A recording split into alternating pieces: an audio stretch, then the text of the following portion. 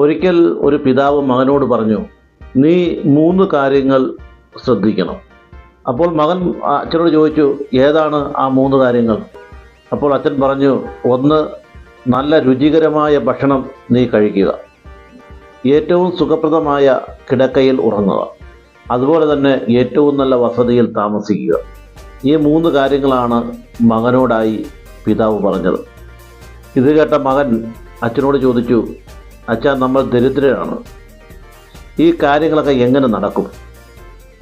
വീണ്ടും പിതാവ് മകനോട് പറഞ്ഞു, നീ ശരിക്കും വിശക്കുമ്പോൾ മാത്രം ഭക്ഷണം കഴിക്കുകയാണെങ്കിൽ അത് ലോകത്തിലെ ഏറ്റവും രുചികരമായ ഭക്ഷണമായിരിക്കും എന്ന് അച്ഛൻ മകനോട് പറഞ്ഞു.